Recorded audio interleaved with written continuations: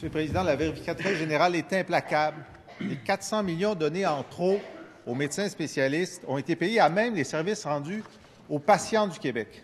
Pour payer les spécialistes, les libéraux rationnent les soins à domicile, désassurent la procréation assistée, refusent de donner un bain par semaine à des aînés et même, écoutez bien, revoient à la baisse la qualité des coussins qu'on permet aux handicapés de mettre sur leur chaise roulante. L'équité, la justice, le bon sens exigent que ce gouvernement récupère les 400 millions et les remette dans les soins. Quand il s'agit des pharmaciens, le ministre de la Santé n'hésite pas une seconde à récupérer rétroactivement 400 millions. Le ministre peut-il enfin dire pourquoi ce qui est pour lui normal et faisable pour les pharmaciens est, selon ses termes de ce matin, croche et immoral pour ses amis médecins spécialistes? Monsieur le ministre de la Santé. J'ai déjà dit en commission parlementaire du député de Rosemont qu'il était maître du sophisme, un sophisme étant de prendre des faits pour en construire un concept qui est faux. Alors, on en a un bel exemple ici. Monsieur le Président, le député de Rosemont vient de dire qu'on a demandé aux pharmaciens de payer rétroactivement alors qu'on a signé une entente par laquelle les pharmaciens s'engagent à diminuer leurs honoraires professionnels de 133 millions par année pour les 3 prochaines années en avant, pas en arrière. Et, Monsieur le Président, comme je l'ai dit hier, et je vais le redire, la vérificatrice générale a vérifié les années du Parti québécois. Sa vérification arrête en 13-14.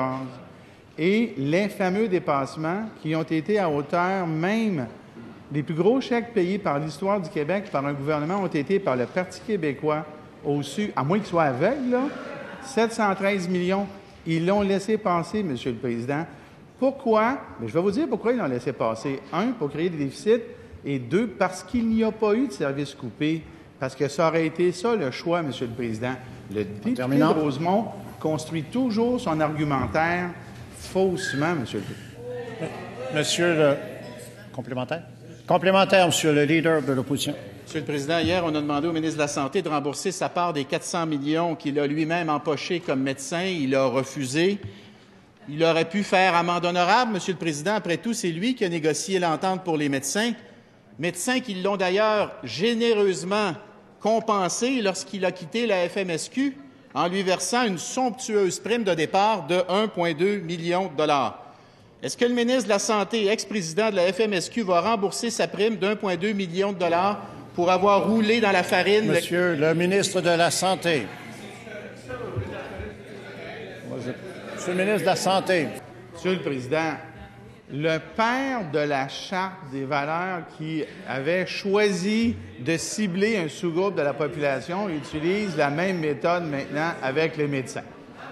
Des gens qui soignent des gens, Monsieur le Président, des gens qui sauvent des vies et qui ne perdent pas leur temps à rien dire, comme vient de le faire le député de Marie-Victorin.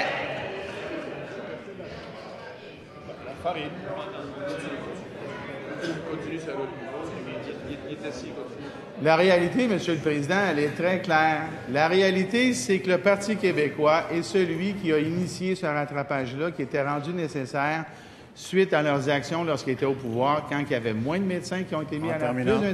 Ah, c'est vrai, il me reste moins de temps. Mais ils vont venir. Monsieur le leader de l'opposition, en deuxième complémentaire, en vous incitant d'un côté comme de l'autre à éviter les attaques personnelles ou des... Monsieur le leader. C'est le gouvernement des médecins, par les médecins, pour les médecins. D'ailleurs, on se demande encore pourquoi ils ont payé une prime de séparation et continuent à travailler pour eux autres. Monsieur le Président, va-t-il rembourser? Monsieur le leader du gouvernement. D'abord, c'est pas une accusation non fondée, c'est une condamnation non fondée, Monsieur le Président, venant de la part de quelqu'un qui pourrait peut-être remettre sa paye de Radio-Canada pour avoir donné une entrevue de complaisance juste avant de devenir. Peut-être qu'il devrait se calmer un peu. Peut-être qu'il devrait respecter les collègues ici.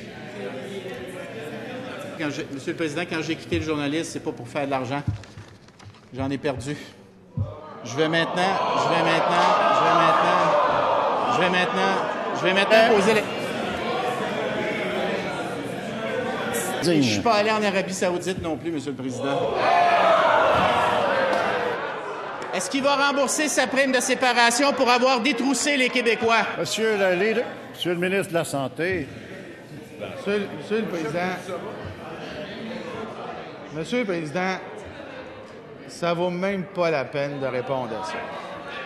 Mais je vais quand même répondre aux députés. À la population. Je vais quand même répondre à la population et rappeler à la population que le ministre de la Santé qui a donné les plus grandes augmentations aux médecins de l'histoire du Québec était un médecin péquiste. Alors, c'est drôle, hein? Mais c'était un médecin péquiste. Ceci dit, Monsieur le Président, bien que moi, je sois allé en politique et que j'en ai perdu pas mal plus que le député de Marie-Victorin, il reste pour moi que les actions qu'on pose, Monsieur le Président, pour corriger les erreurs péquistes du passé récent, mais c'est la loi 20 pour donner des services à la population et ils ont